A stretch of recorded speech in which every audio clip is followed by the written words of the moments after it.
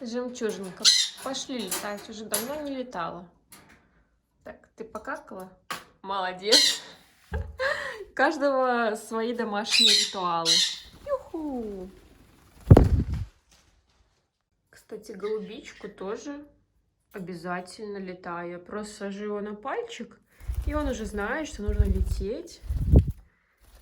И вот так вот разлетываю к жемчужинке. Потому что у них тут свой стенд есть. Они его в целом любят, потому что я им купила такое вот дерево. Они уже немножко закакали. Надо подубрать. Но это очень круто, то, что зеленое, и зимой, и летом всегда дома есть зелень. Кто смотрел за Инстаграмом, я им добавляю. Голубчик, нет, сейчас команда, давай, привет, да. Я им добавляю зелень разную, но вот пока оставила вот так, подбирала немножко. И они всегда, знают, сюда возвращаются. А вообще, всем привет! Меня зовут Снежана, и я рада видеть вас на канале Bird Space. Кто еще не подписан, обязательно подписывайтесь, и не только на YouTube, но и на Instagram. Все ссылки оставлены в описании. И вот опять же о растениях. Меня миллион раз спрашивали, что это. Смотрите, я взяла эту идею из лоропарка, и до этого было многими заводчиками оговорено, что некоторые домашние растения можно и нужно давать птицам.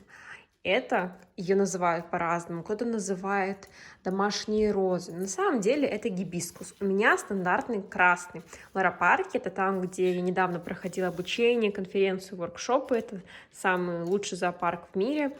Там сейчас возле вольеров все засажено гибискусом, и птицы спокойно его кушают и достают. Конечно, у меня большой, но там еще больше кусты. И, конечно, спросят: Снежана, но есть и другие растения комнатные, у тебя только те, которые пригодны для птиц? Нет, вот посмотрите, у меня прекрасная, просто невероятная ванда сейчас цветет. И попугаям ее я не даю, и, конечно, сами они ее не едят. Ванда у меня не одна, еще одна тоже стоит рядом. Вы видели несколько раз жемчужинка, эта птица вначале пыталась на нее сесть, но я на время убирала, чтобы у нее не вошло это в привычку, и они садились только на свой стенд. Еще 3 ванды стоит на окошке, но я их просто закрываю шторы от птиц. И есть еще 2 ванды аскоценды, я их попугаям не даю, но они в другой комнате, поэтому в целом тоже в безопасности. Сейчас покажу, какое растение еще можно завести и очень просто за ним ухаживать в домашних условиях для попугаев. Только посмотрите, это коллизия. Очень легкое в уходе, ползучее растение. Как видите, она сидит прямо в клеточке, и птицы его огрызают.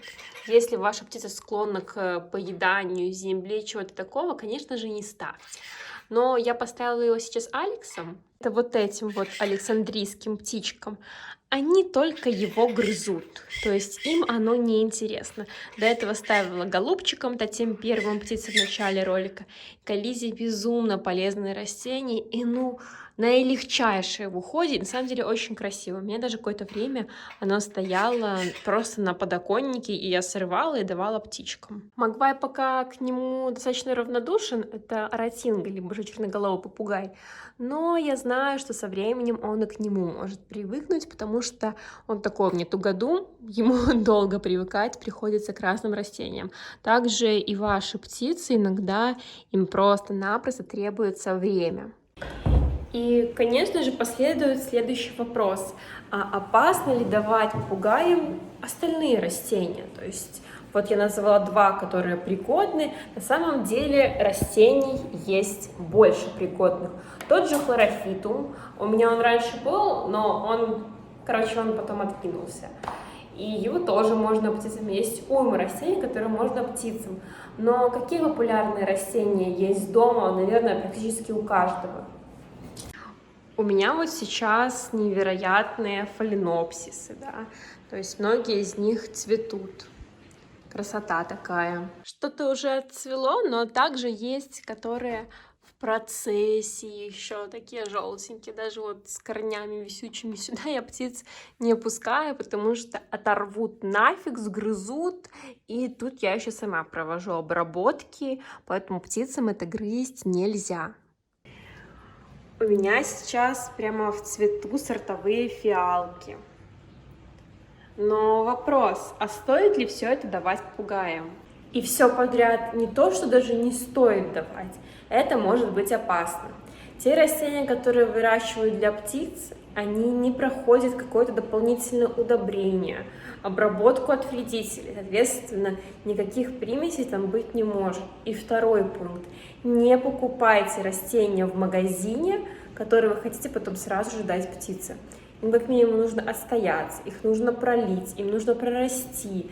Почему? Часто даже вот на выгонку цветоносов, да, какой-то на такую хорошую жирную листву все производители обрабатывают какими-то стимуляторами роста. И вы зачастую не знаете, что это. И я не могу ручаться за то, что вы купите это растение, тот же хлорофитум, которого полно в магазинах, коллизию, дадите попугайчику, особенно какую-нибудь волнистику, и он без проблем перенесет. Скорее всего, все будет норм. Но всегда есть вероятность, что что-то рванется, и вы можете просто банально не успеть его спасти. Поэтому хороший вариант выращивать самому с черенка какое-нибудь растение, либо когда сейчас все зелено, банально приносите с улицы зелень. Пошли в парк, в лес, к себе на дачу, потом уверены, что ничем не обработано. И взяли, и принесли птице, и дали ей погрызть. Только посмотрите, как птицы все это сгрызают. Посмотрите, да, и это веточки, которые я дополнительно привязала. А вот веточки непосредственно самого растения, самого гибискуса. Они просто его вот погрызли, бедный гибискус выпускает себе еще такой вот череночек. Но гибискус, его еще надо постараться убить, поэтому мне кажется, вот именно для среднего размера птиц плюс-минус нормально подходит. Так, голубчик думает, что я хочу ему вкусняшку дать. Смотрите, сейчас дадим. Голубчик, привет. Привет, умничка. Если кто-то будет спрашивать, почему голубчик выглядит как облезлая курица, ребят, все есть в хайлайте в Инстаграме. Хайлайт называется «Моя стая». Там полная история голубчика, и он сам себе огрызает перья, но там обо всем этом подробно написано. И еще раз я вам повторю, не давайте растения, которые могут быть чем-то обработаны, в которых вы не уверены. Есть куча полезных растений для птиц. Зачем вы пробуете что-то непонятное давать, когда коллизии невероятный состав? Вот это вот просто уже десятилетиями используется для птиц, и тем более может выращиваться даже зимой в квартирах. Поэтому, ребята, старайтесь даже дома обставить такими растениями, которые вы можете отдать птице на перекус, потому что, ну, действительно будет жалко, если попугайчик сожрет любимую фиалку вашей мамы. Поэтому предлагайте им разное. В Инстаграме буду постоянно публиковать какие-то разные вещи для попугайчиков, которые тоже можно внедрить, потому что, вот видите, мой дом обрастает растениями какими-то интересными. Я тоже буду стараться ими делиться с вами. И не забывайте подписаться на канал. Если ваш попугайчик еще ничего не ест, кроме корма, то у меня есть отдельное видео, я оставлю ссылку на них в описании, как приучить птичку это кушать. И с вами была Снежана и канал Bird Space. До новых встреч, всем пока-пока!